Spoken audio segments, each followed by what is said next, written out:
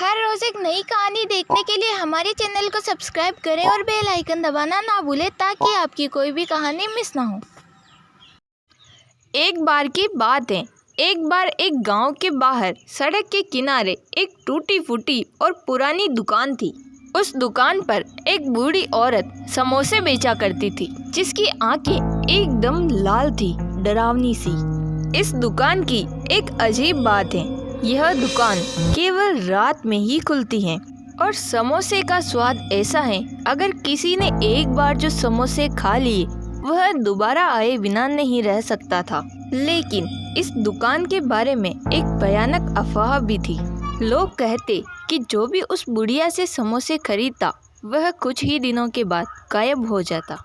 गांव के कुछ लोग इस बात को मजाक में उड़ा देते, वहीं कुछ लोग इस बात को काफ़ी गंभीरता से लेते थे। कोई भी उस दुकान के पास नहीं जाता था, अगर कोई जाता भी तो नज़रअंदाज करके वहां से निकल जाता।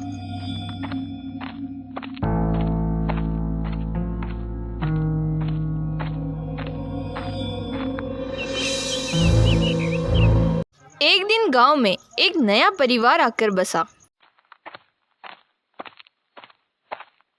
उस परिवार का बेटा मोहन बहुत ही जिज्ञासु और निडर था। एक दिन मोहन ने गांव के बच्चों से कहानी सुनी।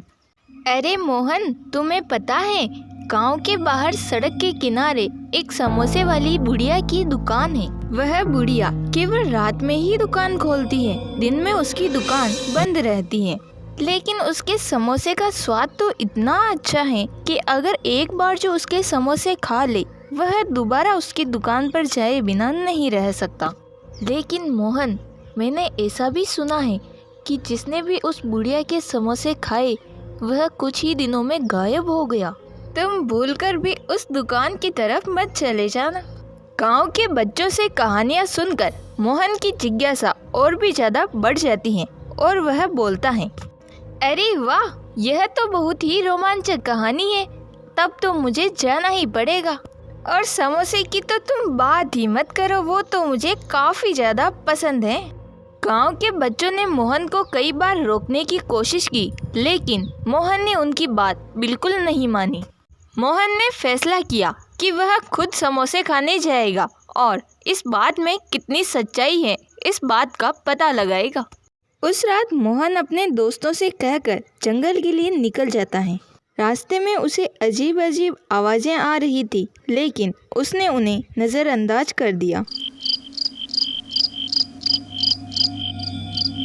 थोड़ी ही देर में मोहन बुढ़िया की दुकान पर पहुंच जाता है और बोलता है, मुझे समोसे चाहिए। थोड़ी देर बुढ़िया चुपचाप खड़ी रहती है और फिर उसे समोसा दे देती है। मोहन समोसा लेकर और पैसे देकर वहां से निकल जाता है। मोहन अपने घर की ओर थोड़ा सा चलकर रुक जाता है और वहीं पर समोसा खाने लगता है। जैसे ही वह एक निवाला लेता है उसे महसूस होता है कि समोसा वाकई में काफ़ी स्वादिष्ट था। लेकिन जैसे ही मोहन ने दूसरा निवाला लिया उसे खून का स्वाद आने लगा। उसने समोसा गिराने की कोशिश की, लेकिन जैसे समोसा उसके हाथ से चिपक ही गया था और थोड़ी देर में मोहन बेहोश हो गया।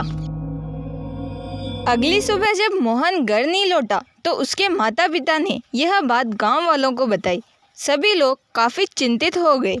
गांव वालों ने मोहन को ढूंढने की काफ़ी कोशिश की, लेकिन कहीं भी मोहन का कोई भी पता नहीं चला।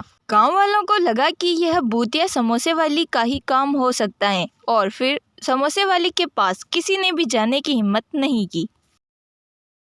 कुछ दिनों के बाद मोहन के दोस्त राजू ने अकेले ही उस दुकान पर जाने की हिम्मत की। वहां पहुंचकर राजू ने मोहन के बारे में उस बुढ़िया से पूछा। बुढ़िया ने मुस्कुराते हुए जवाब दिया, बेटा, यहाँ तो कोई मोहन नहीं आया।